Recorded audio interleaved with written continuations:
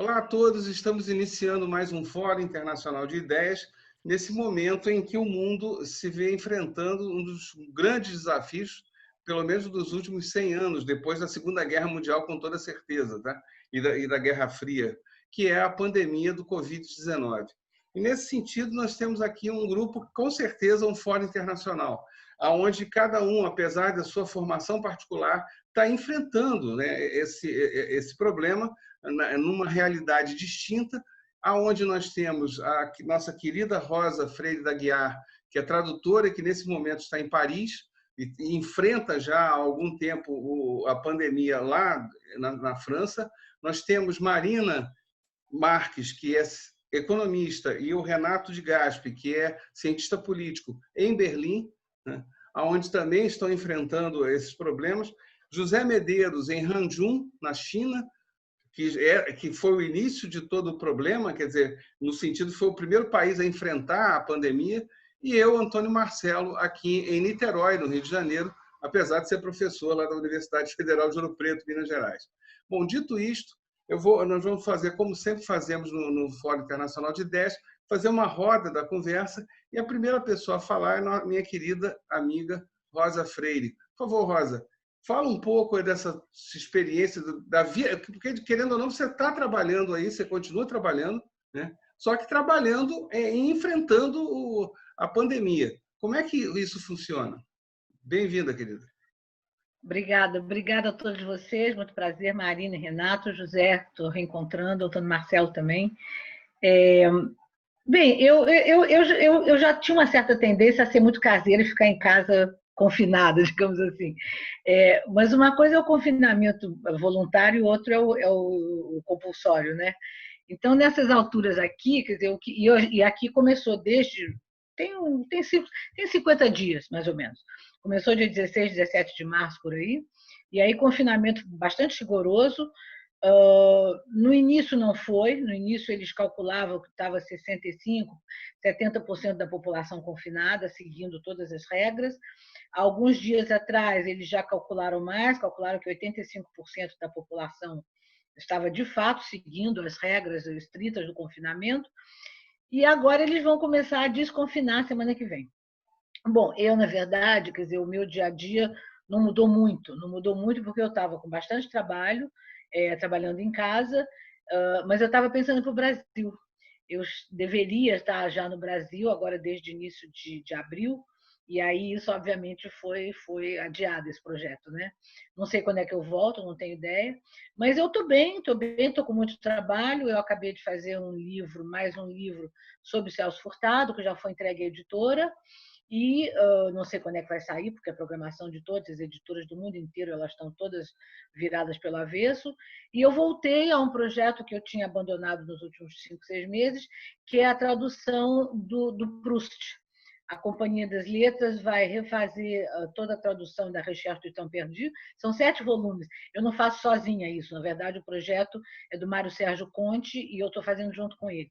Então, o trabalho não vai faltar, né? Então, eu estou aqui confinada, trabalhando, sentindo falta, às vezes, de sair de noite, de encontrar os amigos, de tomar um vinho, de jantar fora e tal. Isso tudo a gente sente falta, mas está dando para levar.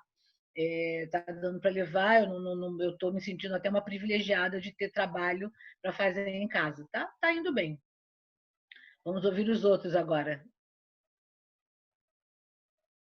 É interessante, Rosa, que você, e aí eu tenho acompanhado, acho que o Zé também, as crônicas que você faz, não necessariamente diárias, mas do seu ponto de vista como uma pessoa quarentenada, digamos assim. E eu confesso a você, antes de passar a palavra para a Marina, eu confesso que eu fiquei muito tocado com todos os textos. Você escreve maravilhosamente bem, tá? Por favor, isso aí não é rasgação de seda, é real. Agora, teve uma crônica sua que eu confesso que me fiquei muito comovido, que é que você cita um restaurante próximo à sua casa, próximo ao apartamento em Paris, que você frequentava e que até tem uma hora que você cita no texto, daqueles restaurantes que você está numa mesa e pega a bebida da mesa ao lado e é capaz do sujeito do lado nem perceber isso. Tamanha a proximidade das mesas. E que você completa, né? Olha, eu não sei quando é que isso volta, né? Quando é que se é que isso vai voltar algum dia? Eu confesso, fiquei comovido com esse comentário, porque a quantidade de coisas que envolve, né, isso, né? Aí eu queria só antes de passar a palavra para a Marina, que você falasse um pouquinho dessas crônicas, né? Esse restaurante, na verdade, era uma espécie, me deu muita pena. É um pequeno, eles chamam aqui de cabaré.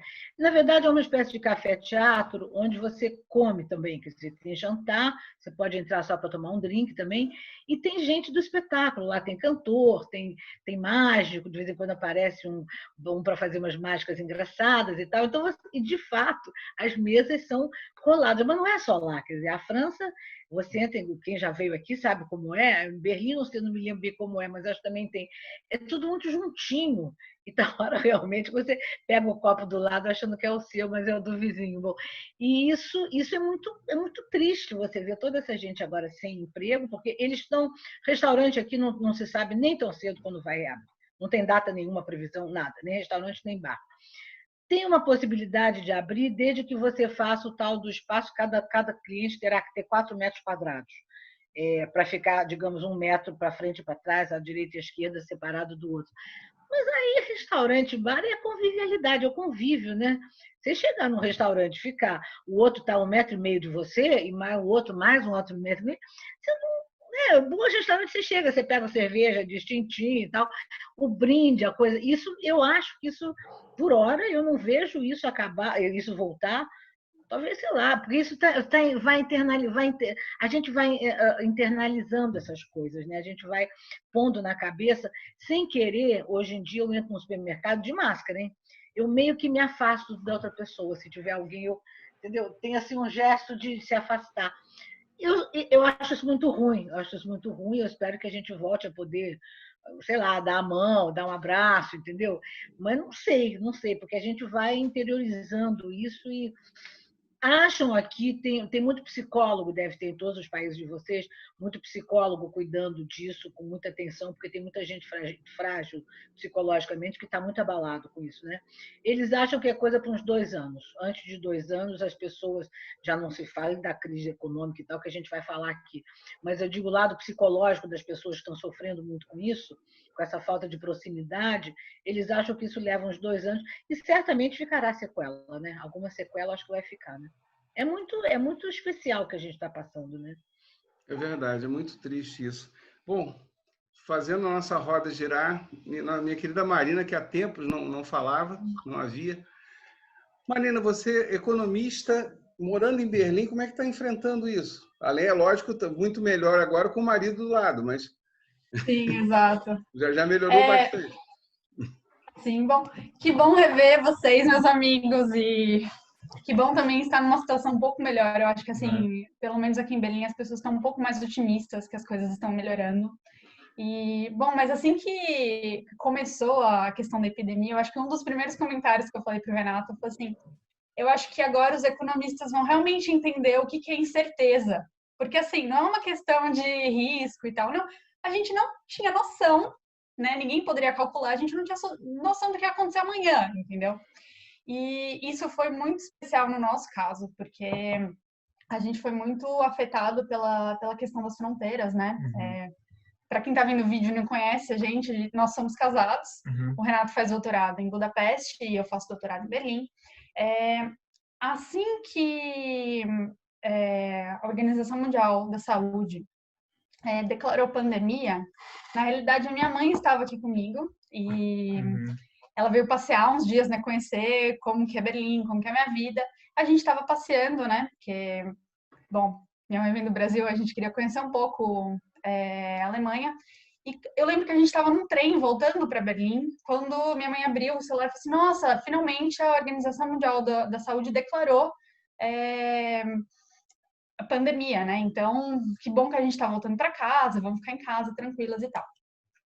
E naquele momento a gente não tinha muita ideia que a Europa ia ser tão rápida em declarar fronteiras fechadas. E uma das declarações da Angela Merkel foi que não ia fechar. Então, eu e o Renato, a gente ficou muito tranquilo no sentido de, não, vamos manter a calma, não vamos ser irracionais no sentido de fecha tudo e vem para cá, porque, não, né, os governantes estão falando que tá tudo bem e tal. De repente, Assim, Europa, fronteiras internas fechadas. E a gente se viu numa situação de, tipo, peraí, a gente não sabia, não tinha a menor ideia de quando ia reabrir, né? A minha mãe estava aqui, a gente não sabia como iam ser os voos começaram a ser cancelados de volta para o Brasil, e aí, como que a gente faz? Então, era uma completa incerteza que você não sabe o que vai ser amanhã, se você vai poder estar com a sua família, o que você vai fazer. E, então, assim, foi momentos difíceis. E diferente da Rosa, que comentou agora que é bem caseira, eu sou completamente contrário. Então, assim, desde o começo do meu doutorado é o seguinte, eu acordo, arrumo minhas coisas, eu vou para a biblioteca, ou da biblioteca estadual, né, de Berlim, ou para a biblioteca da universidade, ou para o escritório. Eu preciso ter esse negócio de estar fora, né?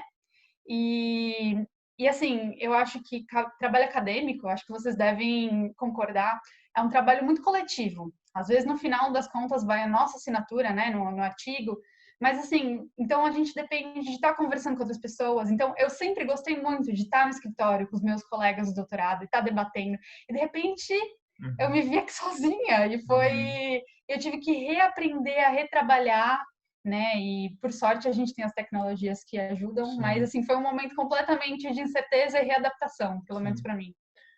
Agora, eu vou passar a palavra para o Renato. Bom, como a Marina falou, eu faço doutorado em Budapeste, mas a minha universidade já estava passando por uma coisa meio esquisita esse ano, né? Porque nós estamos mudando de Budapeste para Viena, para a Áustria, por motivos políticos também. Enfim, né? Mas só para falar um pouquinho diretamente dessa situação que a Marina falou, eu tentei embarcar para a Alemanha, achando que eu, por ser esposo de uma alemã, que a Marina tem o passaporte, eu poderia passar. E, na verdade, negaram o meu embarque a primeira vez, né? E essa segunda vez que eu tentei, coisa que era corriqueira antes, né? Porque a Europa não tem fronteira, em tese, né? E essa segunda vez eu tive que falar com uma pessoa, um funcionário terceirizada, que me falou, não, mas você não pode embarcar. Eu falei, não. Agora mudou a regra, eu sei que a regra mudou, eu liguei na polícia, eu tive que convencê-la, né, que eu poderia embarcar. Que, assim, eu acho que 3 meses atrás, não é muito tempo, 3 meses atrás, se alguém falasse isso na Europa, era uma coisa, assim, impensável, inimaginável, né? E aquela funcionária terceirizada estava tão mal informada porque ela não está acostumada com esse tipo de situação. Ela está acostumada a olhar para o passaporte e, tipo, tchau, sabe? Não tem restrição. Mas só para falar um pouquinho sobre a situação da Hungria, e para falar um pouco da situação do combate à epidemia na Hungria e tal, porque deu muita polêmica por conta do Viktor Orbán fechar o parlamento húngaro. Eu queria falar só uma partezinha sobre isso, né, para a gente entrar um pouco na área da política, que esses líderes de extrema-direita no mundo lidaram de formas diferentes, né? A gente tem o nosso lidando de um jeito ou não lidando, o Trump lidando de outro jeito, e o Orbán lidou de uma maneira completamente diferente desses outros, né? Porque ele agiu muito cedo, de maneira muito decisiva, usou isso a seu favor para ganhar mais poder, ao mesmo tempo que a percepção no país é que ele fez o certo, porque ele manteve a epidemia sob controle. Essa é a impressão da população. Então, a ideia é assim, fechou o parlamento, mudou leis, por exemplo, em termos de liberdades individuais que não tinham nada a ver com a pandemia, aproveitando que o parlamento está fechado. Mas, olha só, a gente tem uma situação muito melhor do que na Europa, no resto da Europa. Eles têm 2.000 e poucos casos, 3.000 casos hoje, né? E o que é muito pouco.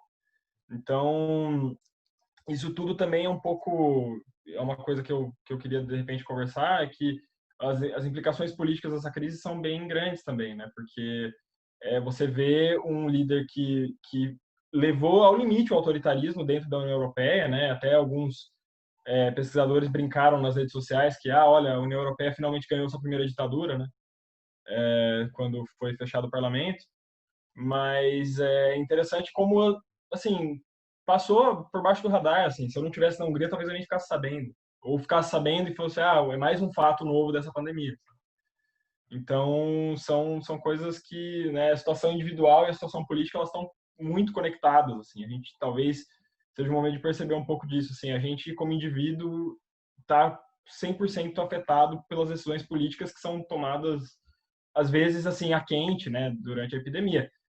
Eu tentar embarcar é porque eu escutei a líder da Alemanha dizer que não ia fechar suas fronteiras e fui para o aeroporto tentar embarcar. E a fronteira 2 dias depois estava fechada, né? Então, enfim, só para deixar isso, só para ressaltar um pouco essa parte política. Por um toque. Tá certo, Renato. Obrigadão. José, depois eu vou ter meio, Renato, vocês que estão fora do Brasil, depois eu vou comentar a relação Minas Gerais-Rio de Janeiro, que quase que eu fiquei preso em Minas Gerais. Mas, por favor, José, a palavra é toda sua, meu amigo.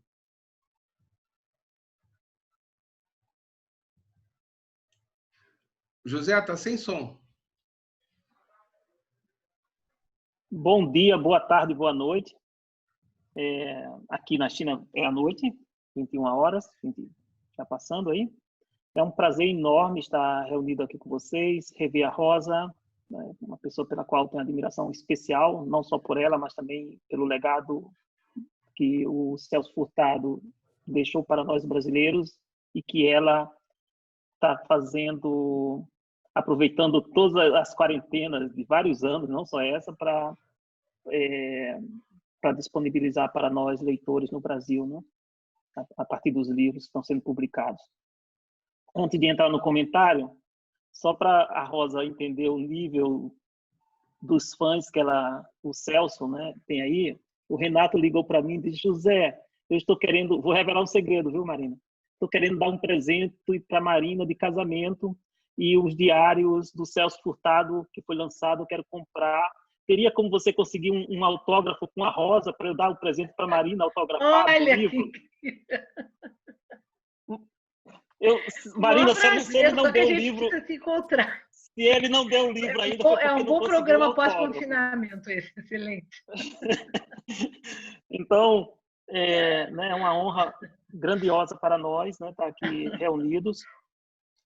E sobre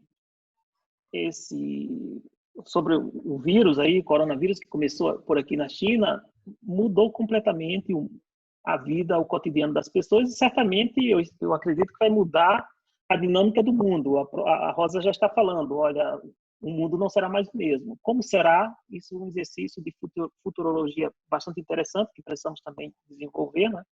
Tanto sob a perspectiva das relações sociais, da questão dos estados nacionais, como também econômica, como a Marina trouxe aí a questão da incerteza, a verdadeira incerteza, né, apareceu agora, mostrou que o mundo não estava preparado, apesar de todo o enriquecimento, tudo que a ciência desenvolveu, né, toda a conquista humana nesses últimos anos aí, em todas as áreas, nós não estávamos simplesmente preparados para coisas simples, que é cuidar de pessoas, né? Ou seja, nós não tínhamos respiradores e pessoas amontoadas em filas. Nós estamos falando de uma Europa, né, com a situação trágica na Espanha, na Itália, né? E então, ora, a economia para produzir o quê? Então, nós parece que estávamos no mundo da produção do supérfluo e esquecendo a produção e a garantia, né, das coisas essenciais. Então, o mundo vai ser repensado certamente depois deste acontecimento. Aqui na China, eu penso que não só na China, né? Eu acho que na Ásia, essa Ásia próxima, digamos assim, porque a Ásia é muito grande, essa Ásia, incluindo Coreia, incluindo o Japão, que é uma Ásia com a influência passada confuciana, de alguma forma, né? E esta Ásia, ela lidou bem com a situação. Se a gente for observar, lidou muito bem com a situação. Se a gente for observar, só teve o Han como caos, justamente porque foi o período que eles não conseguiram dimensionar o problema, um período de 15 dias, um mês, mas quando eles dimensionaram o problema, eles encontraram soluções, todos.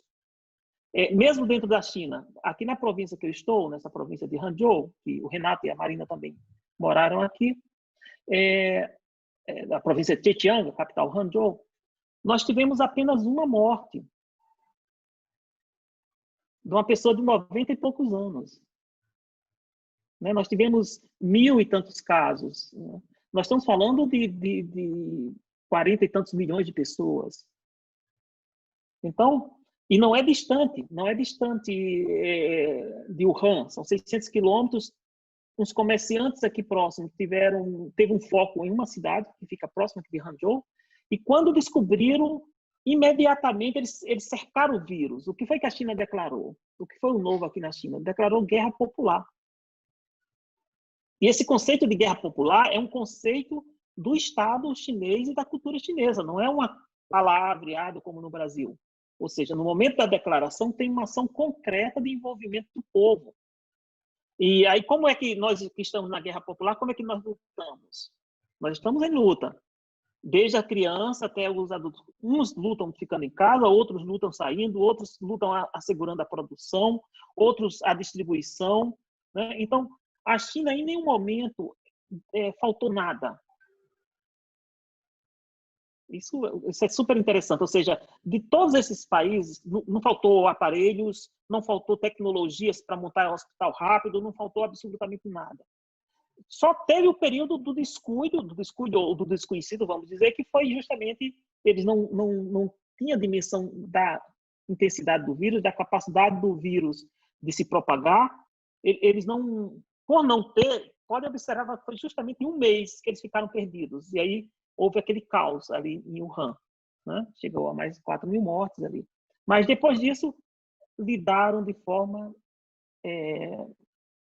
até exemplar. Não só a China, como eu falei, a própria Coreia teve um foco na Coreia e logo eles puderam controlar, e o Japão também. Então, isso mostra que essas sociedades parece que têm o seu desenvolvimento econômico, o seu desenvolvimento de bens voltado também para a vida, para as pessoas como centro, pode ser um conceito, né? E não para ser estudado, claro. Individualmente, eu por conta própria, eu decidi eu fiquei 40 dias sem sair de casa.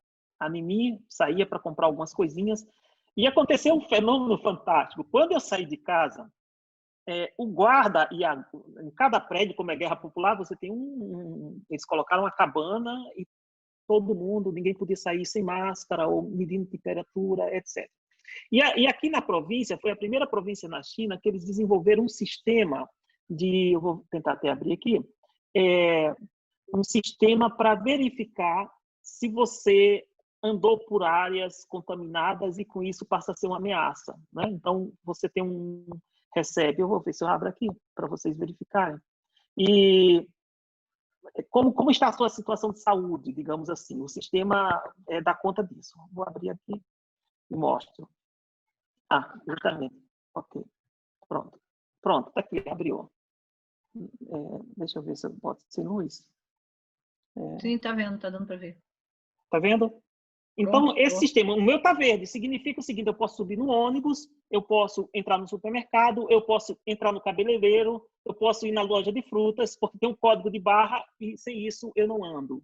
E aqui a província foi a primeira que desenvolveu o sistema.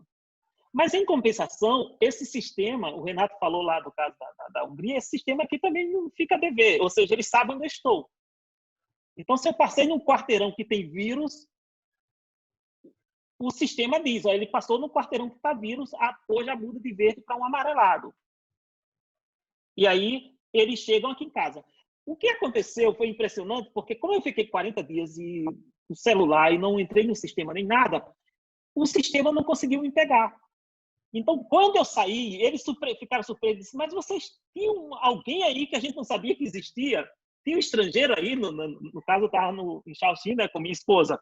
Então, eles ficaram meio que assim assustados, mas depois ficaram tranquilos, porque eu disse que eu não saí da China, não fui para outro país, e eles ficaram tranquilos, e a partir dali o sistema conseguiu controlar os meus passos. Mas 40 dias eu fiquei como um ponto cego para o sistema, o que foi uma experiência fantástica em relação a estudos, né, dessas realidades aqui. Mas mudou tudo, muda o olhar, como a Rosa falou, né, o olhar para as pessoas, e talvez essas economias cujo o turismo e a área de serviço, que são as economias justamente desenvolvidas, as que vão ser mais impactadas. Já estão sendo, mas vão ter as consequências maiores, né? Essas economias ainda que serviço corresponde a apenas um percentual menor. E no caso dos serviços na China, está tudo por internet, já está tudo digitalizado, digamos, desde uma macaxeira, né? No Rio vocês chamam Aipim, que eu compro lá no sul da China, já mando a mensagem, o agricultor vai lá, arranca a macaxeira, coloca na caixa, um dia já chega aqui em casa, até a comida já pronta. Isso nada parou, né? Eles conseguiram manter tudo isso funcionando. Com pequenas diferenças, tipo, o guarda não poderia chegar no meu apartamento para entregar, deixava no portão lá do prédio, né? na rua. O guarda não deixava ele entrar, mas já dava o aviso, a gente descia para pegar. Então, a China está muito preparada para ficar em casa, digamos assim, se necessário. Se a China ficasse 1 ano, 2 anos, ou até 3 anos, ela não quebraria. Isso eu tenho certeza. Ela se preparou para isso. Isso é uma lição que vai ficar aí. Claro que ela vai ter várias consequências aí, o mundo vai querer cobrar dela, os Estados Unidos vão aproveitar essa sua luta contra a China e usar esse vírus aí para intensificar essa disputa, que é o que marcará esse pós-vírus, né? É isso, professor Antônio, agora você, né? Mais uma vez, um grande prazer estar aqui. Antes de eu tecer qualquer comentário, eu fico pensando no seguinte, né? O chinês inventa um sistema que consegue dar conta de 1 bilhão e 400 milhões de pessoas. Uma única pessoa ludibridia o sistema e é um brasileiro. Então, isso é um caso realmente, não é para estudar o sistema, é para estudar o brasileiro. Isso aí eu não tenho dúvida quanto a isso. Bom, a segunda questão, antes de eu tecer os comentários, é pensar no problema enfrentado pelo Renato e pela Marina. Aqui no Brasil, e já aproveitando, fazendo os comentários, para quem está fora há muito tempo, a Rosa não tem tanto tempo assim que foi para Paris, eu acho que deve ter o quê? Uns 2 meses, Rosa, que você foi para Paris? Não, eu vim em dezembro. Dezembro. Então você não pegou, não. Bom, quando começa o problema aqui no Brasil, lógico que todos vocês acompanharam pelo noticiário, pela internet, agora, ao vivo e a cores, a coisa ganha contornos mais emocionantes, né? Que era o seguinte, de minha parte, eu ainda tenho uma história particular, né? Alguns sabem disso, que eu fiz uma cirurgia cardíaca no ano passado e fiquei afastado do trabalho, né, durante alguns meses. Quando chegou em fevereiro, ainda completei com férias, que era para terminar, ou iniciar, melhor dizendo, a parte de reabilitação e tal. E quando chegou março, sim, vamos voltar a trabalhar e tal, com alguns transtornos, mas tentando levar, né? E isso significou apenas 2 semanas e meia, porque quando chegou no início da 3ª semana, eu estava em Ouro Preto, né? E minha esposa me ligou, olha, tudo leva a crer que o estado do Rio vai fechar a fronteira, porque aqui no Brasil nós temos um governo federal que não age ou age muito pouco, né, em relação à pandemia, isso é público e notório, e alguns estados começaram a agir de maneira autônoma, né, e independente do próprio governo federal, e às vezes até a revelia do governo federal. Então, de maneira até surpreendente, e para mim como cientista político, e com certeza seria para o Renato também como cientista político, pensar, por exemplo, o caso do Dória em São Paulo, ou do Witzel aqui no Rio, agindo até ao contrário do que fizeram durante suas campanhas eleitorais, né? Agindo de forma séria, diga-se de passagem, né? Não estou aqui ficando encantado por nenhum deles, eu sei exatamente a origem de cada um e as intenções de cada um. Agora, enquanto administradores, agiram de forma correta, isso eu tenho que admitir. E no caso do Witzel, enfrentando mesmo o governo Bolsonaro e fechando a fronteira. Acabou não fechando a fronteira naquela semana que eu estava em Ouro Preto, que acabei antecipando o meu retorno, mas dias depois ele fez isso. Quer dizer, como o Dória acabou fazendo isso em parte de São Paulo.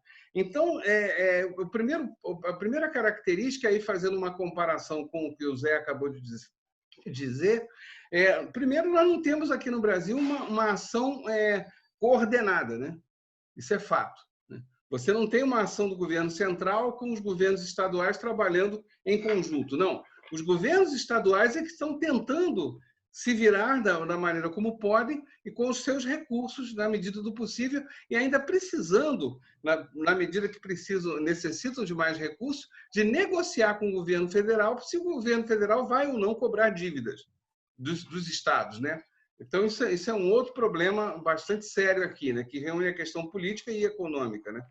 A segunda questão diz respeito à sociedade. Aí dá para fazer uma comparação com as sociedades orientais, com as sociedades europeias e tudo aquilo que o brasileiro, lamentavelmente, não é, né? Vamos pensar, quando o Zé citou agora há pouco a questão das sociedades do Extremo Oriente, né? Notadamente China, Japão e as duas Coreias, e a Coreia do Sul, né? Que é onde se tem notícias mais sistemáticas, você percebe uma sociedade que é claramente ordenada, né? Ela tem uma consciência de corpo, né? Vamos colocar dessa forma, né? Vamos entender dessa maneira. No caso da Europa, seja a França, seja a Alemanha, a Hungria eu conheço muito menos, tá? Aí, claro, deixo a palavra para o Renato. Me parece, são sociedades também, talvez não tenham tanto ordenamento, perdão, quanto as sociedades orientais, mas existe uma consciência de nação, né? Aliás, até lembrando aí, curiosamente, aquela disputa dos conceitos de civilização e cultura, que seria um embate entre França e Alemanha, lá na virada do século XIX para o século XX, né? O conceito de civilização, um conceito claramente francês, e o conceito de cultura, um conceito claramente vindo lá do romantismo alemão, né? Então, você tem... Mas os dois caindo em situações em que a sociedade ganha um espírito de corpo, de alguma forma. E aqui no Brasil, lamentavelmente, a gente não tem isso, né? Por exemplo, vou pensar o caso da cidade de Niterói, que é onde eu resido com a minha esposa. A cidade de Niterói, enquanto organismo político, a sua prefeitura tomou ações tremendamente corretas, tá? A ponto de colocar, de impedir, por exemplo, a entrada de veículos ou ônibus na cidade, tá? Vindos de outros municípios. Niterói realmente quase fechou todas as suas fronteiras, num certo sentido, tá? E até a saída das pessoas, é comum, por exemplo, o sujeito pegar um ônibus para ir pela ponte Rio-Niterói, que liga a cidade de Niterói à cidade do Rio de Janeiro, ou então pegando a barca, né, que aliás é o transporte público mais antigo do Brasil, que liga o centro de Niterói ao centro do Rio de Janeiro. E logo no início, aqui em Niterói, teve um controle da saída e entrada dessas pessoas. Quer dizer, sem uma comprovação de que você morava em Niterói e precisava trabalhar no Rio de Janeiro, você não pegava a barca e muito menos voltava para a cidade, tá? Então, quer dizer, e ainda com tudo isso, né, o que se percebe nas ruas, com o passar das semanas, é que há um afrouxamento dessa situação, dessas preocupações, né? Quer dizer, vou dar um exemplo. Eu precisei ir ao supermercado agora no outro dia. Lamentavelmente, aqui não chegamos ainda na fase dos aplicativos dos remedeiros lá na China, que pede Aipim pelo celular, né? Mas, enfim, um dia eu quero acreditar que chegamos a isso, lá pelo ano 3000, não sei. Mas, enfim, a grande questão é que mesmo quando você pede compras, como eu e minha esposa pedimos, isso foi pedido há 10 dias atrás, talvez chegue hoje. Então, não dá para você compra uma coisa, mas você sabe que aquela coisa não pode ser de emergência, né? Tem que ser um produto de limpeza, talvez uma coisa que você sabe que vai acabar daqui a 10, 15 dias. E aí, quando você fala em comida, não tem jeito, você tem que ir no supermercado. Eu tive que ir. E aí, o que acontece? Aquelas coisas absurdas que eu acho que só no Brasil a gente enxerga uma coisa dessa. De um lado, na fila do caixa, você tem até as marcações no chão daquela distância de 1,5 metro, né? Ok, então as pessoas respeitam. Agora, dentro do supermercado, se o sujeito vai na fila, por exemplo, para comprar queijo a varejo ou frios a varejo, aí todo mundo um grudado no outro. Quer dizer, então uma coisa que não tem pé nem cabeça, para não citar o sujeito usando a máscara no queixo, né? Ou então usando outras formas de posicionar a máscara, aliás, seguindo o belo exemplo do presidente da República, por sinal. Então, quer dizer, que usa na testa, usa em qualquer lugar que não seja na área própria para isso. Então, o que acontece? Nesse caso, Quer dizer, nós temos esse problema sério aqui. Quer dizer, que aí destoa bastante da situação que vocês têm na França, na Alemanha e na China. De um lado, você tem uma ação desgovernada, né? Um caos, ou algo que beira o caos administrativo, em termos da relação do governo central com as unidades da federação, por um lado, e, por outro lado, uma questão cultural, onde a população ainda acho que não percebeu, né, que a gravidade do problema, né? Apenas para citar, se há 30 dias atrás, num primeiro momento, até se conseguiu controlar a população, evitar aglomerações, isso foi afrouxando. E o resultado, a gente sabe que o vírus tem aquele ciclo de 10 ou 15 dias, o resultado que, por exemplo, ontem, se eu voltar aí 4 dias antes do dia de ontem, as mortes no Brasil estavam girando em torno de 200, 250 pessoas. No dia de ontem foram 600. Né? E a previsão é que vamos atingir, eu estava lendo isso agora cedo, mais de 60 mil mortos aqui no Brasil, isso em junho. Né? Então, é uma coisa muito séria. Né? É claro que quando você tem a tempestade perfeita, né? De um lado, um desgoverno que não se articula com os governos estaduais, do outro lado, uma questão cultural que tem um problema bastante sério. Bom, dito isto, desculpe, infelizmente, destoar dos comentários de todos, mas aí eu volto, Rosa, se você quiser a palavra para você, se quiser acrescentar mais alguma coisa aí nessas situações todas. E até aí agora é o contrário. Pensando em você como brasileira desde dezembro em Paris, como é que você está vendo o Brasil nessa história? Se bate um pouco com o que eu falo ou se você tem alguma outra informação? Fique à vontade. Olha, eu tô surpresa, quer dizer, tudo que você conta, eu tinha uma ideia vaga. Agora, uma coisa é você ler pelos jornais, outra coisa é ouvir o seu depoimento, né? Muito lúcido, muito certeiro, enfim. E é muito impressionante, porque a gente é muito pior do que a gente pensa quando você começa a falar na prática. E aí vem umas medidas que me parecem despreparadas, por exemplo, essa história não tem sentido de você só deixar a pessoa atravessar a barca, pegar a barca, se provar. Isso tem que ser feito, mas não dessa forma. Essa coisa que está me impressionando muito, vendo de longe, são essas filas intermináveis para pegar os R$ 600 na Caixa Econômica. Quer dizer, a sensação que dá é que é feito de propósito para você ter fila, ter ajuntamento, para ir contra a ideia de você confinar. Quer dizer, falta uma coordenação, fica tudo meio solto, meio despreparado. Agora, isso é um olhar que eu estou vendo aqui a 10 mil quilômetros, talvez eu esteja um pouco míope também no olhar, né? Mas, de fato, quando eu abro assim, o noticiário, e Deus sabe que a gente está lendo sobre corona, né? Só faz ler sobre isso, me dá, às vezes, a sensação de um certo despreparo. E, agora, você tem razão, alguns governadores, realmente, e algumas autoridades, elas estão percebendo, já perceberam há algum tempo, como é útil, como é importante levar a sério o confinamento. Mas eu vejo, às vezes, assim, cenas na Praia de Ipanema, no sábado, no domingo, praia cheia de gente, de calção, os rapazes de calção, sem máscara, sem nada, pela praia como se fosse, entendeu? Um dia bonito de verão. Isso, quer dizer, ainda, eu acho que faltou no Brasil ainda a coisa de interiorizar essas medidas que são realmente medidas importantes. E como a gente não tem vacina, é por aí que tem que ser mesmo. Eu acho que é por aí que tem que ser. Agora, eu queria perguntar, talvez aproveitar que a gente tem aqui o José Medeiros, que não é todo dia que a gente tem um chinês tão gabaritado como o José, chinês potiguar, mas enfim. Eu queria perguntar duas coisas. Primeiro, Zé, é o seguinte: você diz, horas tantas, que a China não vai quebrar, mesmo que fique 1, 2 ou 3 anos nesse ritmo de confinamento e tal. Aqui na Europa, a Alemanha, não sei bem como é, mas pelo menos a França, Portugal, Espanha, não é questão de quebrar, mas quer dizer, a queda do PIB vai ser brutal, brutal. Eles já calcularam aqui na França que cada mês de confinamento o PIB baixa 3 a 4%. Um mês só. Eles estão calculando que no final dessa, enfim, se é que na volta às aulas normais, que seria em setembro, outubro, se é que até lá está tudo mais ou menos resolvido, que terá uma queda do PIB aqui na França em torno de 10 a 12%. E não é, quer dizer, não é só uma crise, a coisa da crise econômica, não é só.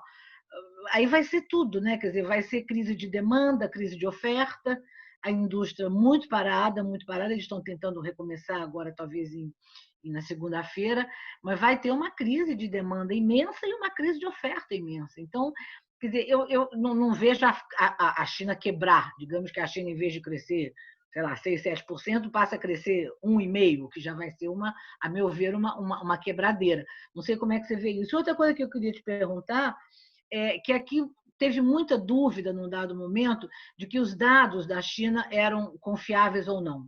Quando você fala dessa cidade onde teria havido 1.000 mortes, 1.000 casos, e um morto, uma morte só, de uma pessoa que morreria, digamos, a qualquer momento, porque já tinha mais de 90 anos, são confiáveis esses dados? São esses dois problemas, é a coisa da queda de PIB e da confiabilidade dos dados.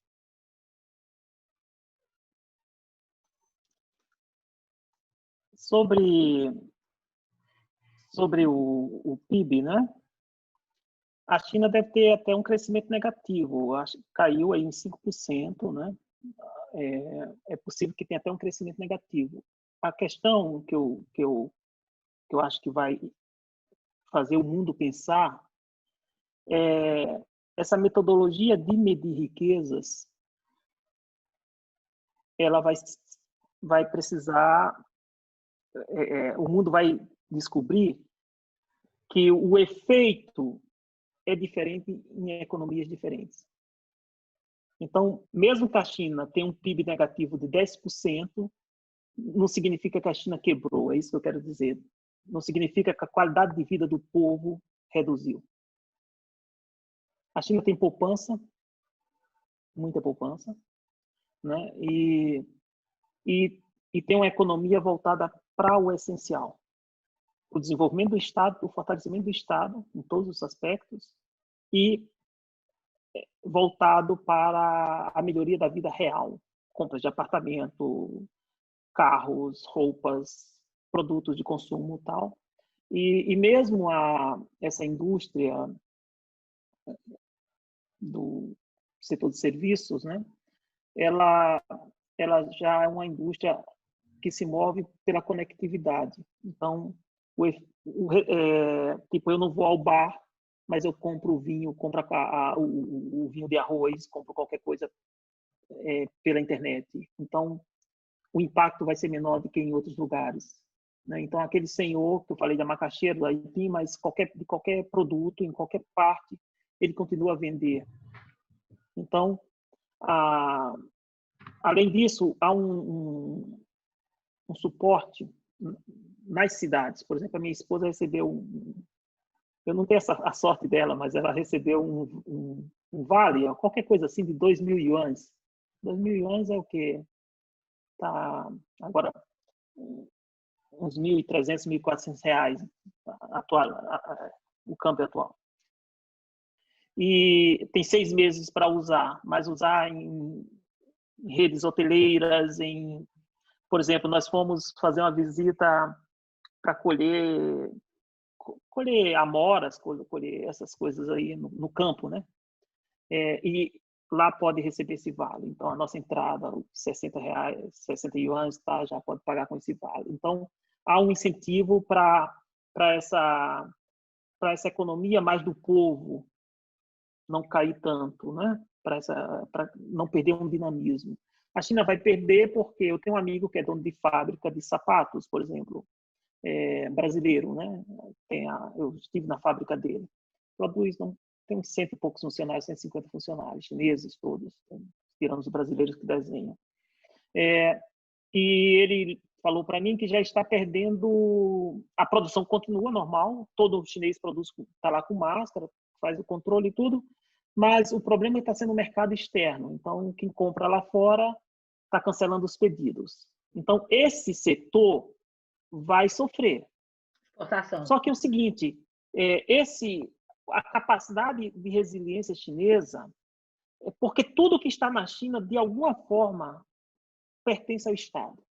De alguma forma. Essa é uma sociedade diferente, né? Então, ou seja, se não tiver desequilíbrios econômicos que produzam caos social, então a China saiu vitoriosa. Então E quanto às é um outro... estatísticas?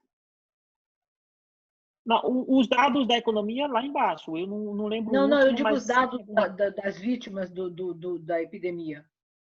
Não, o segundo tópico, eu penso que, num primeiro momento, houve sim uma tentativa de se esconder os dados em Wuhan. E o problema é tanto que resultou na queda política do governador e do prefeito, o governador da província e do prefeito. E aí o próprio presidente Xi ficou muito mais forte, porque eles eram de outro grupo político.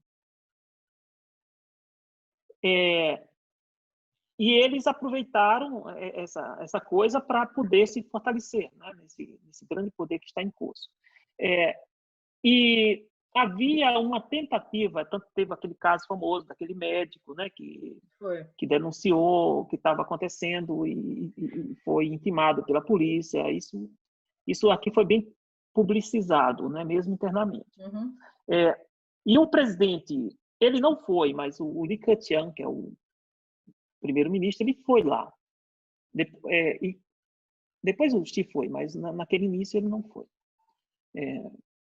E aí a ordem é o seguinte: revelar, né, passar os dados. Só que o sistema chinês, ele é um sistema ele não é um sistema assim tão aberto. Isso todo mundo sabe, né? Agora, fica muito claro aqui a forma que a China atuou, fica muito claro que o controle foi muito eficiente. Claro que pode ter tido uma outra morte e outra que não foi computada. Por exemplo, a grande vovó da família da Nininha, ela faleceu, 95 anos, acho. A Nininha até foi, eu não fui para o sepultamento, bem no interior, bem tradicional, uma coisa que você não vê mais no mundo, com zabumbas, com bombos, com festas, coisas assim. Eu não quero morrer, mas não quero nem que outra pessoa morra, até uma tragédia pensar isso, só para filmar aquele funeral, né? Mas é algo, ela fez uns vídeos, é algo impressionante, existia aqui ainda na China. Não foi por coronavírus, tá? Se esses dados tivessem sido muito escondidos, pode ser, mas digamos, se fosse assim, algo absurdo, a comunicação interna ela flui. Então, internamente, dá para a gente saber pelos rumores. A gente não vai ter as informações exatas, né? Mas todo mundo está conectado com todo mundo. Então, não passa para fora da China, mas dentro da China dá para a gente perceber pelo humor chinês, né? Porque as pessoas não estão proibidas de mandar mensagem pelo WeChat para um ou outro. Então, daria, pela rede que a gente tem de pessoas, de amigos chineses, e da própria família chinesa, daria para a gente perceber se estava alguma coisa fora da normalidade.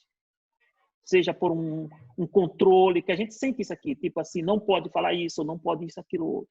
E nada disso aconteceu. Então, eu acredito que os números talvez não sejam exatos, talvez uma prefeiturazinha lá no interior, não sei de onde, escondeu os dados. É muito possível, mas não por uma deliberação do governo central. Porque na China tem algo interessante. Por exemplo, eu fui visitar, não agora, mas eu fui visitar uma zona rural e fiquei lá 4, 5 dias com aqueles agricultores lá. E aquela comunidade tinha uma incidência de câncer altíssima por lidares de forma desprotegida, com venenos para proteção de uva e, enfim, para cuidar da uva e da maçã. Mas o índice altíssimo, inclusive na casa que eu fiquei, um período depois um senhor faleceu. E eu perguntei, e essas informações, como não sai, né, para que o governo tome alguma medida? Os colegas lá, chineses, falaram assim, não, porque se essa comunidade ficar conhecida por esse problema, as pessoas nem vão poder conseguir emprego, nem as mulheres vão poder casar. porque ninguém vai querer casar com uma pessoa de lá. Então, veja só, isso não é um problema do governo central. Isso é um problema da cultura, dessas comunidades, né? E a China, como o professor falou, Antônio, tem 1 bilhão e 400 milhões. Então, é possível que tenha, vamos dizer que tenha muitos casos que não foram computados. É bem possível.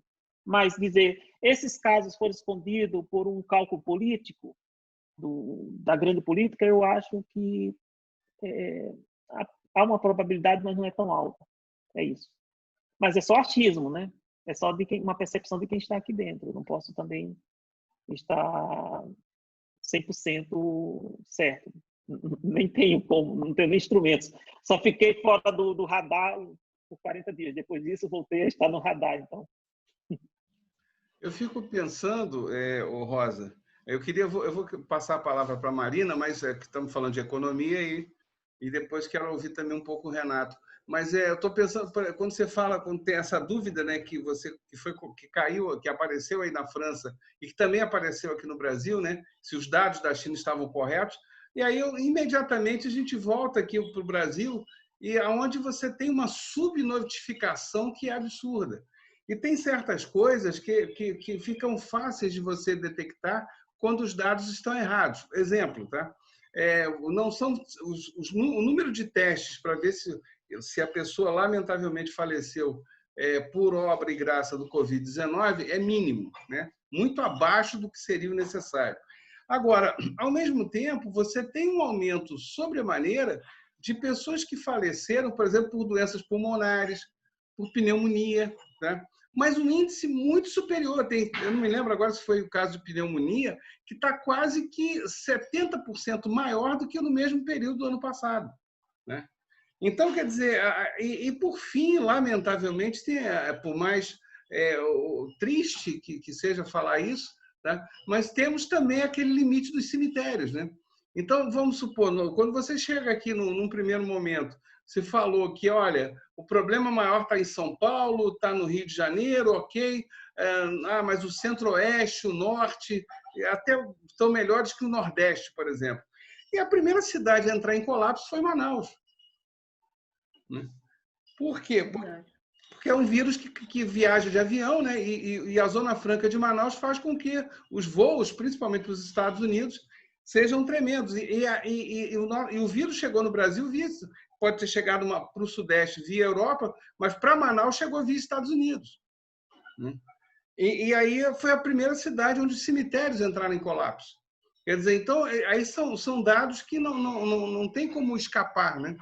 Não tem como você fugir. Olha, você pode querer subestimar, você pode subnotificar isso, mas quando a realidade vai gritar, vai falar mais alto. Mas eu queria devolver a palavra para a Marina, para ela falar um pouquinho dessa questão da economia, como é que ela vê essa situação. Marina, a palavra é sua. Então, vamos brincar um pouco de futurologia. Eu acho que assim, quando a gente olha para a questão da economia, tem muitas facetas que a gente pode olhar. A primeira coisa é a queda da demanda, né? Que nem a Rosa falou. Eu acho que assim, os países que conseguiram manter de alguma forma a demanda, vão lidar melhor. Então, aqui na Alemanha, por exemplo, as pessoas que eram freelancers, que eram empregadas que, né, em espaços de mais vulnerabilidade, o governo deu recursos né, uma renda emergencial, que nem foi o caso do Brasil, mas assim, foi uma questão de um dia, você ligava lá no número, dava sua conta bancária, no dia seguinte o dinheiro estava na sua conta. Não tinha fila nenhuma, não tinha... Né? Eu sei que na China foi que nem o Zé, né, falou do voucher, mas foi uma coisa... dependendo dos governos locais. Por exemplo, eu sei que o governo de Xangai deu uma ajuda de 2.500 por mês para quem não tinha emprego e tal. Então, os países que de alguma forma conseguiram manter, né, a renda, seja porque, que nem no caso do Reino Unido, que garantiu 80% do salário, né, dos trabalhadores para garantir que ninguém seja mandado embora, ou aqui no caso da Alemanha, com essa renda emergencial, vão conseguir sair dessa crise melhor. Agora, por exemplo, o caso do Brasil, que está aprovado, né, o contrato de trabalho foi para para o ar. Como que a gente vai retomar o crescimento depois disso se as pessoas não estão empregadas? Será que os empregadores vão ter o mesmo estímulo para reempregar as pessoas? Porque uma coisa é, a pessoa já está lá no seu emprego, né? E a produção vai retomar. Agora, não tenho mais esse custo. Vou pensar em retomar esse custo? Não, é uma outra coisa. Então, eu acho que assim, o Brasil vai demorar mais para retomar do que a Europa, do que a China. Um outro ponto é as redes globais de produção. Eu acho que isso o Renato pode comentar um pouco mais a fundo, né? Que ele está vendo isso para a América Latina. A gente começou a repensar onde as produções de valor devem estar no mundo. Será que a gente tem que depender de tudo, né? Ou o celular, uma partezinha faz em cada país. Eu acho que as pessoas estão começando a repensar essa dependência mundial. Então, por exemplo, o Japão deu incentivo para algumas indústrias voltarem a produzir no Japão. Porque a indústria, nesse caso, é essencial. Né? Então, é o caso do Brasil, que a gente conseguiu, e outros países também, que mudar a capacidade produtiva de algumas empresas para produzir respirador. Né? Então, países que têm uma capacidade produtiva um pouco melhor, não tão subdesenvolvida, conseguiram lidar melhor com a crise, né? Então, eu acho que é isso, a demanda, a capacidade produtiva. Países que têm, né, realmente uma indústria, que não liquidaram com a sua indústria, conseguiram responder melhor. E um terceiro ponto, que eu acho que é o caso especial da China, é quanto tempo os países precisaram ficar parados, né? Então, a China conseguiu estancar isso de uma forma mais rápida, então a produção já está voltando. Me parece que na Europa as coisas estão voltando agora, mas não numa velocidade tão rápida, né?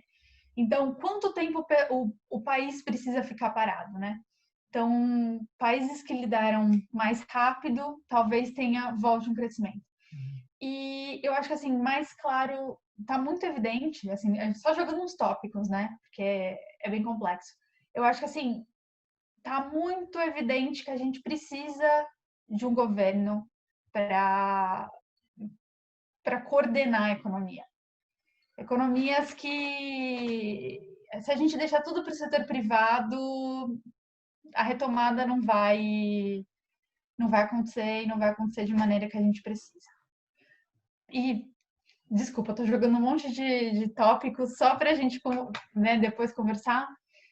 Mas, apesar, né, de todo esse impacto para a economia que o coronavírus abriu, eu acho que abriu possibilidades para alguns desenvolvimentos talvez mais progressistas, né? É a primeira vez que a gente está considerando renda mínima universal. É a primeira vez que a gente está... E, assim, governos que nem são progressistas se viram, a realidade foi, precisamos fazer uma renda universal, precisamos ter um empregador de última instância, né? Alguém que pague salários de última instância. Então, por outro lado, assim, essa crise também abriu coisas que não estavam no vocabulário político-econômico de nenhum economista, nenhum governo, entendeu? Então, a gente foi obrigado a repor esse... né? Bom, se eu puder fazer uma partezinha, só um parêntese antes, eu vou voltar para o Brasil, mas eu queria falar só uma coisa da questão cultural, voltar na questão cultural que o professor Antônio colocou, que, assim, eu concordo que existe um senso de nação e etc., nos países asiáticos, eu acho que isso é bem presente na China, etc. Mas eu acho que é importante colocar, assim, por exemplo, na Europa, e eu estou vendo isso aqui na Alemanha e eu vi isso na Hungria também. Assim, eu tenho quase certeza que a quarentena está sendo mais rígida do que no Brasil. Mas não tá, assim, por exemplo, na Hungria, eu passei a maior parte da quarentena na Hungria, né? Eu estou aqui faz 5 dias só, então eu vou falar mais dessa questão da Hungria. É um país que tem um histórico nacional, uma identidade nacional muito forte, tem um histórico de disciplina muito forte também, porque eles foram um país socialista até 89, tem uma geração inteira que ainda cresceu sob esse regime e tal, então em tese você teria essa disciplina. E ainda assim, essa questão do supermercado, por exemplo, das aglomerações em certos lugares do supermercado, por exemplo, assim, geralmente as pessoas, assim, no começo da compra, a pessoa entra com a máscara bonitinha aqui, né, e começa e mantém distância. Agora que chega no pãozinho, para pegar o pãozinho, a máscara já tá aqui, tá todo mundo um junto do outro tentando pegar o mesmo pão. Então, assim, E brigando pelo papel higiênico. E brigando pelo papel higiênico. Então, assim, e assim, é óbvio que na primeira semana, na segunda semana, foi muito mais as pessoas respeitaram um pouco mais, mas eu acho que para todos os povos isso tem um certo limite. Eu acho que, por exemplo, na Hungria isso chegou 2 semanas antes de eu ir embora, assim, já tinha muita gente na rua, já tinha muita gente indo pro sol, sabe? Porque também saiu o sol e europeu não tá acostumado a ver sol, então quando vê sol enlouquece, né, e tal, pira. Então, assim, isso teve bastante, assim. Então, é só para ter uma coisa que eu acho que tem que ficar clara, que a quarentena na Europa, eu acho que ela está sendo melhor controlada do que no Brasil, mas, por exemplo, aqui na Alemanha agora, assim, as pessoas estão muito próximas umas das outras. Eu tô assustado, sabe? Eu tô assim, gente, peraí, dá pelo menos um espaço. Tá todo mundo de máscara, mas ainda assim, né? Os parques estão lotados. Os parques estão lotados, né? Então, assim, isso... E eu acho que isso tem uma coisa do limite individual mesmo, assim, a pessoa não aguenta, né? Isso existe, né? E só um adendo nisso, eu acho também um limite econômico. Então, que nem eu falo, o governo alemão foi muito rápido em falar assim, a renda está garantida. Uhum. Entendeu? Então, Sim. o brasileiro... Mas não foi o caso do brasileiro. O brasileiro, ele falou assim, e agora? O que eu faço? Eu vou ter que sair, eu tenho que trabalhar. Aqui teve uma garantia, tipo, fique em casa. Sim. Que a renda não vai faltar. E aí, assim, voltando só rapidinho pro caso da Hungria, uma coisa que o governo, e eu não gosto de ficar falando que o governo Orbán acertou em alguma coisa, mas eu vou ter que dizer, que assim, eles fizeram algum esforço, porque assim, como eles começaram muito cedo a quarentena, eles assim, muito rápido, eles conseguiram colocar a curva sob controle, e muito rápido eles conseguiram fazer com que negócios pequenos pudessem abrir. Então, assim, dando uma estabilidade, vamos dizer, econômica para alguns tipos de negócio que podiam funcionar com a porta aberta, mas assim, olha, pegue a sua coisa e vá embora. Então, assim, pegue a sua, sei lá, sua comida e saia. E isso deu uma sustentabilidade para certos tipos de negócios pequenos, né? Pessoas que estariam muito vulneráveis se ficassem sem algum tipo de proteção. Enfim. Agora, eu quero apontar algumas coisas que a Marina falou, sobretudo na questão da indústria, e aí também voltando por causa da China e tal. A gente está vendo algumas coisas que está ficando um pouco claro. A indústria volta mais rápido que os serviços. Eu acho que isso já está ficando claro.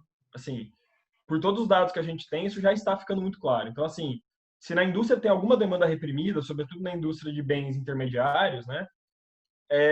No serviço, vamos supor, eu tô com o cabelo super comprido e tal. Eu vou cortar o cabelo uma vez, não vou cortar 3 quando a quarentena acabar.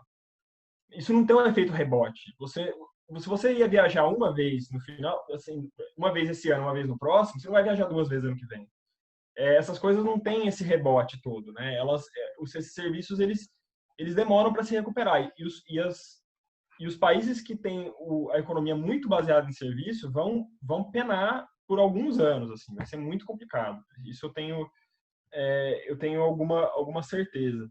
E pela indústria se recuperar mais rápido, eu acho que o Brasil está começando a compreender o tamanho do erro que foi cometido no final dos anos 80. Porque hoje você tem economistas liberais falando de reconversão industrial. E aí eu falo assim, olha, a gente vai reconverter o quê se lá nos anos 90 vocês defendiam que a gente tinha que transitar para um setor de serviços? Não tem reconversão industrial quando você não tem parque industrial. O Brasil hoje tem 11% do PIB vindo da indústria, já foi 30%. A gente talvez não tivesse nessa sinuca toda de ter que importar máscara e ter máscara roubada pelos Estados Unidos, ter que importar respirador e tal, se a gente tivesse mantido algum tipo de base. Então, isso é outra coisa que eu queria jogar, porque agora tá todo mundo falando de reconversão industrial, mas o fato é que quando era para defender a indústria, quando a gente ainda tinha, a gente não teve esses mesmos economistas que hoje estão pedindo reconversão, certo? E mais importante do que isso, eu acho que também é importante dizer que, ainda assim, com a incipiente indústria que nós temos, ainda está dando para fazer alguma coisa. Para ver como isso é poderoso, assim. Como isso é importante que os países produzam e não só... Assim, que os países reaprendam a produzir. Tem muitos países que, nos últimos anos, desaprenderam a produzir, seja o que for, né? Por conta dessas cadeias globais de valor que a Marina falou. Assim, não, se a gente estiver inserido nas cadeias globais de valor, a gente está bem. A gente consegue importar tudo que a gente precisa, a gente exporta serviços de alta qualidade ou algo do tipo e está tudo bem. Só que hoje está ficando claro que está um pouco complicado de fazer. Ainda mais quando você tem um retorno do nacionalismo econômico. Você tem algum retorno disso hoje. A própria Europa, que se coloca como a grande instituição internacional, a grande união econômica internacional, etc. Gente, desculpa, mas as últimas reuniões da União Europeia para decidir qual vai ser o auxílio dado para tirar os países macro... Assim, auxílio micro, todos os países estão fazendo, cada um faz o que pode, tudo bem. Mas o que vai ser feito no médio prazo para macroeconomicamente puxar esses países da recessão que virá, ou que já está acontecendo, você tem os países do centro da Europa dizendo que não querem uma dívida comum europeia, os países periféricos dizendo que precisa ter uma dívida comum europeia, e assim, está claro que toda aquela solidariedade europeia que a Comissão Europeia coloca, o Parlamento Europeu, às vezes, os partidos mais eurofílicos, né, do Parlamento Europeu colocam que solidariedade, o que nós temos, não está acontecendo. Então, eu não tô aqui, não tô, pelo amor de Deus, eu não tô assim fazendo uma ode à autarquia, certo? Mas eu acho que está ficando bem claro que esse discurso liberal e que esse discurso liberal mais extremo, né? Extremo, até mais vulgar, né, de certa forma, que no Brasil é muito forte, e não é só no Brasil, não, no leste europeu, por conta do legado comunista e tal, é muito forte essa vulgaridade liberal mais tacanha, assim, e tal.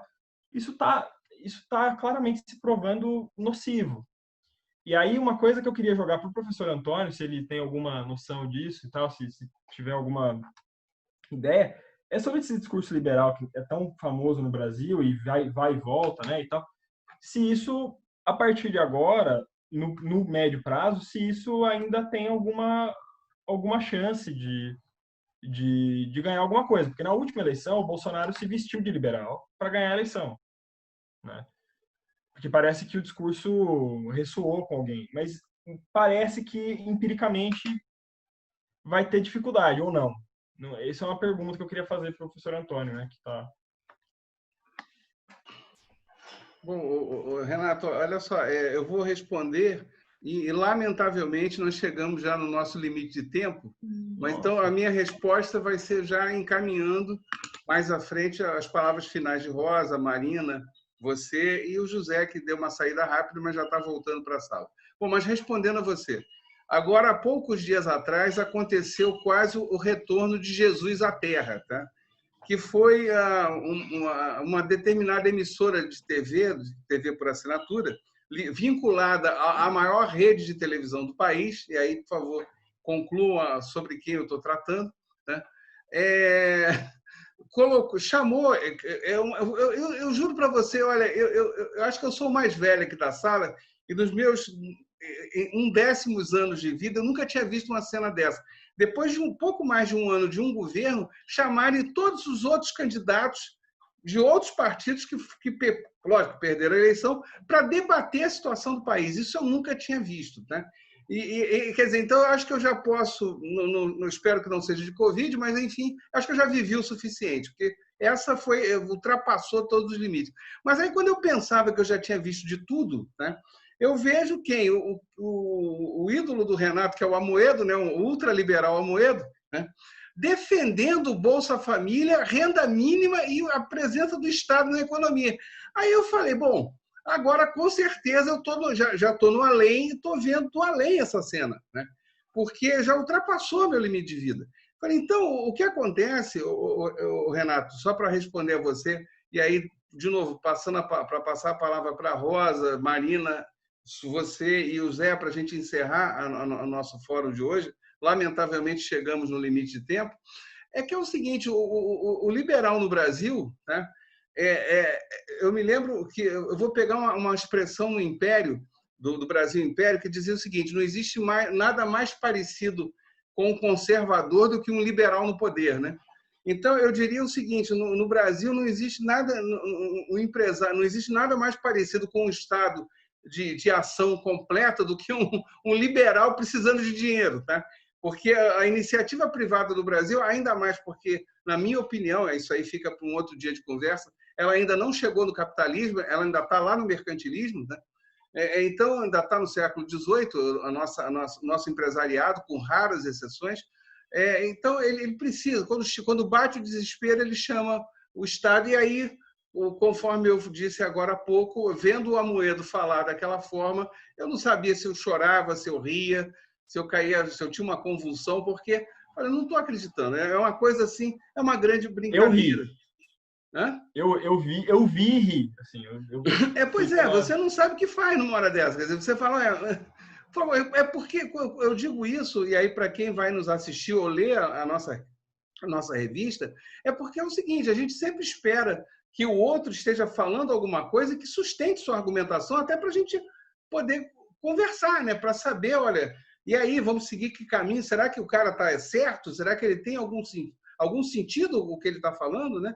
E aí, quando você vê um sujeito trocando de opinião como troca de camisa, aí fica difícil, né? Aí, realmente, você fala, olha, eu não tenho um interlocutor, né? Fica realmente complicado. Bom, mas para não me estender mais, infelizmente, o nosso tempo esgotou. Primeiro, agradecer muito a presença de todos aqui, né? Rosa em Paris, Marina e Renato em Berlim, José em Hanjum, eu aqui em Niterói, e aí passar essa rodada final para as palavras de encerramento da Rosa, da Marina, do Renato e do José. Rosa, por favor, a palavra é sua. Mais uma vez, muitíssimo obrigado, minha amiga. Obrigada a vocês. Eu só queria fazer umas pequenas considerações, mas muito rápidas, sobre o que a Marina falou. Aqui também na França foi o mesmo esquema, quer dizer, o governo está dando, desde que começou o confinamento, tudo se faz em termos de bilhão de euro, né? Bilhão de euro para cá, bilhão de euro para lá, nas grandes empresas, como a Air France, como a Renault. Chegou a se falar, por hora não se fala mais, mas chegou a se falar em uma espécie de nacionalização provisória, né? ou transitória, ou temporária. E houve um pacote imenso de ajuda, como também na Alemanha, do desemprego parcial, né? Que o governo banca, digamos, 85% do salário, também para o pessoal dos independentes, do freelance, tudo isso houve. O que está voltando aqui, que eu acredito que esteja voltando, e é uma surpresa, quer dizer, é um vocabulário que remete um pouco eu estou falando isso porque eu estou lendo muita coisa do Celso nesse momento, remete um pouco ao debate desenvolvimentista, nacionalista dos anos 50, 60, por aí, antes do golpe militar, e remete também ao final da Segunda Guerra. Quer dizer, você começa a ver artigos no Mundo, no Figaro, na rádio, na televisão, de gente que volta a falar em desglobalização, em Estado interventor, em Estado protetor. São temas em planejamento, são temas que tinham sumido completamente dos últimos anos, com os governos mais liberais e mais neoliberais. Então, a gente não sabe, quer dizer, é um mundo que vem por aí. Eu acho que vocês, eu sou muito mais velha, mas vocês vão viver muito esse mundo que vem por aí. Que mundo será este? Quer dizer, pode ser que mude rápido, pode ser que também tem gente que diz que acha que não, que vai continuar tão ruim quanto, mas enfim, mas eu acho que algumas coisas vão mudar. Eu acho que a dimensão ecológica vai voltar a se impor, vai se impor de vez. A coisa do consumo, o Renato estava falando, a coisa da produção de grandes fábricas. Eu não sei se a gente vai continuar a ter tanto carro como tem hoje, não sei se a produção de carros vai continuar igual a de hoje, não sei, eu começo a ter dúvidas sobre isso. E isso é o lado bom, digamos. Agora, vai ter muita, a meu ver, muita quebradeira ainda. Acho que a gente vai encontrar pela frente uma recessão muito, muito, muito, muito forte. Agora, para não desanimar, a gente tem que aprender alguma coisa com isso. O que vai ser, não sei. Mas, pelo menos, se essa dimensão ecológica voltar junto com o planejamento, sempre, sempre, sempre, quando se fala em planejamento, tem gente que ainda pensa em planejamento estatal, soviético, mas não é esse o planejamento, inclusive, que o Celso defendeu, é o planejamento dentro da democracia, e eu acho que será possível fazer. Vamos torcer, vou acompanhando agora o trabalho de vocês, sobretudo dos nossos jovens berlinenses, e ver o que a gente pode ver pela frente. Eu agradeço muito ao Marcelo, ao José, Renata e Marina, todos vocês, e vamos marcar um encontro para quando acabar o confinamento, né? Dia da libertação, né? Aí a gente marca um outro encontro. Obrigada a vocês. Com certeza, Rosa. Eu que agradeço, vou agradecer sempre. Marina, querida. Obrigada. Sua despedida nesse fórum, por favor, é claro. Obrigada por esse debate muito rico. Foi muito gostoso de compartilhar, né, essas ideias com vocês. E o que a Rosa comentou na verdade, eu estou estudando o sistema financeiro internacional, né? E às vezes eu tenho essa sensação que intelectualmente, a gente está num looping eterno, talvez pela falta de ler os grandes clássicos, mas a gente está sempre no looping eterno de redebater esses temas, né? Mas é isso. Um grande abraço para todos e no próximo fórum estarei aqui também. Muito obrigado, Marina. Renato, meu amigo. Então, eu não vou fazer grandes considerações finais. Eu só quero dizer que foi muito bom. Eu quero agradecer muito a oportunidade, que foi muito bom poder debater com vocês. É um privilégio poder, numa situação tão difícil que nem essa, poder se reunir assim, conversar e debater ideias e tal. E eu queria só puxar esse gancho, assim, realmente. A gente está voltando para esse debate de desenvolvimentismo mesmo. É um debate que é antigo, mas continua tão atual quanto, porque no fim das contas é o que é a linha divisória, né? É onde a gente é o que divide um tipo de política de outro e as consequências econômicas e políticas disso são importantes. E aí num momento de crise desse, em que as possibilidades se abrem, né, de mudança para um lado para o outro, a gente está vivendo um momento bastante liberal. Você talvez retornar algumas ideias mais desenvolvimentistas, ou pelo menos de planejamento, para que você não seja pego de calças curtas, que nem a gente foi agora, né? Eu acho que está ficando bem claro isso. Então, agradecer a todo mundo e é isso. Muito obrigado, Renato. Meu querido amigo José Medeiros, meu grande irmão, por favor, suas considerações.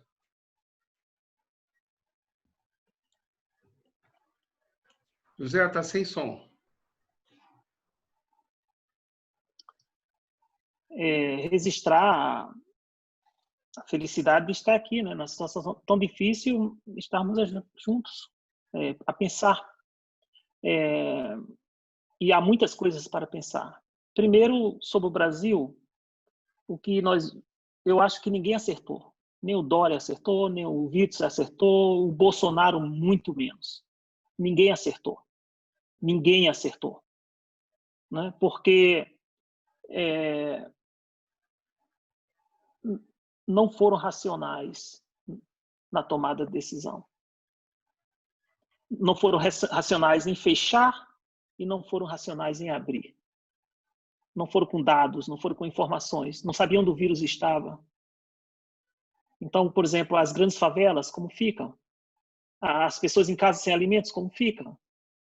Então, se o pessoal de saúde pode sair de casa e cuidar dos doentes da saúde protegidos, outras pessoas, se estivessem protegidas, também poderiam sair para fazerem coisas essenciais. Quem pudesse sair, quem precisasse sair. Ou uma rede de solidariedade, de apoio, né? Então, a situação no Brasil é o seguinte, que aproveitaram a crise para intensificar uma luta política que está em curso. E ela não cessou, pelo contrário, ela se agravou em todas as esferas que nós estamos sabendo lá, mas isso é um outro debate. Então, nem no momento de situação muito difícil para o nosso povo, os políticos de plantão, nos diversos setores, não foram capazes de um gesto para focar realmente em atuar em benefício do povo. Essa é a minha visão sobre o Brasil, talvez uma visão distanciada. Sobre a China, né? Aqui, a China tem o caminho dela. Então, esperar que a China seja o Ocidente não vai ser, em todos os aspectos. Então, a China, eu acho que esses países aí da Ásia, então eles têm as suas próprias soluções. Achar que eles vão se abrir ou que vão se fechar, não, eles têm as suas próprias soluções. A questão da economia, a questão não é só números mais, não podemos mais ficar em números. Por exemplo, uma economia com tráfico negreiro, né? Quando se proibiu o tráfico de escravos, foi justamente o que permitiu que aquele dinheiro que estava envolvido na produção, no transporte, né, na compra e venda de escravos e no transporte dos escravos, aquele dinheiro pôde desenvolver novos setores na economia brasileira. Então, é preciso também não pensar os números secos, é preciso pensar áreas, o que está se produzindo, o que é prioridade, ou seja, o povo como centro. Eu acho que aí a China tem o povo como centro, não há dúvida sobre isso. O Estado e o povo é a mesma coisa, né? Aqui. Eu acredito que, como vocês todos sabem, a China tem duas grandes metas, e aí eu encerro, que é os 2 centenários que eles falam. Um centenário está às portas, que é o próximo ano aí, que é a eliminação total da pobreza. Eles caçam pobres como caçam vírus, mas no sentido do pobre para tirar da pobreza, né? É algo incrível que o mundo não está estudando, mas a gente vê o efeito real, positivo. E essa festa estava sendo preparada esse ano para ser anunciada ao próximo ano. Na verdade, eles já conseguiram essa meta, era apenas uma preparação da festa. O que nós vamos perceber é saber se esse vírus aqui vai interferir nessa grande meta, que é o primeiro centenário. O que é o centenário? São duas datas simbólicas, 1921, como criação do Partido Comunista da China. Então, 1921, 2021, 100 anos. E o próximo centenário, 2049, que aí já é uma China potente, etc, etc. Deixa esse outro para lá. Mas esse centenário, eu penso que quando terminar essa onda do vírus, a China vai voltar para essa propaganda, enfim, para essa divulgação. E os chineses, eles podem até ter o seu comércio fechado, ter isso e ter aquilo, mas vão ser recolocados, porque a diferença do vírus para as guerras é que as guerras destroem toda a base física, destrói indústrias, destrói prédios, destrói isso, destrói aquilo. E o vírus não, as coisas ficam ali e as pessoas estão ali. Então, é uma outra, né? A forma de sair disso vai ser diferente de como a gente saiu das guerras, é isso que eu quero dizer. As riquezas estavam ali, não estão destruídas. Às vezes é muito mais um número que é destruído do que uma situação real. Para muitos, claro, né? Para as pessoas que perderam o emprego é real e tem dificuldades e precisa ser pensado e solucionar esses problemas. Enfim, mas uma coisa é certa, a chegada desse vírus exige mentes para pensar esse novo mundo que está saindo dele. Um prazer enorme rever Marina, rever o Renato aqui pelo vídeo, né? A Rosa também. E eu espero que vocês venham aqui para tomar um chá. Eu estou tomando um chá Londim. Londim é o chá Poço do Dragão, que é o chá mais famoso da China, esse chá verde, assim, fresco, né? Que era produzido por imperador. Eu tive a sorte de chegar um tempo depois do imperador e também posso tomar esse chá hoje em dia, né? E ofereço para vocês e convido para vocês virem aqui. Bom, eu sempre me vejo como coordenador e como mediador dos fóruns com um problemaço, porque e o problema é que a gente acaba citando inúmeras coisas, né? Temos diversas informações e a gente não consegue várias vezes, não em todos os momentos, mas várias vezes aprofundar, né, naqueles assuntos. Mas, de qualquer maneira, só as citações já nos faz pensar. Eu acho que Marina colocou vários pontos aí que realmente, só cada ponto desse já valeria um fórum, o Renato a mesma coisa, o José com seus comentários lá também. Tá? Rosa, preciso nem dizer, eu sou fã da Rosa, então não há o que falar. E aí eu fiquei pensando como terminar esse fórum de hoje.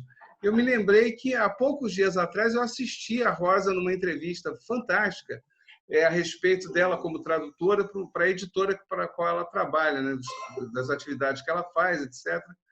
E a última pergunta que a editora fez a ela foi qual foi a tradução que ela mais gostou, que ela mais se sentiu profissionalmente perfeita, né?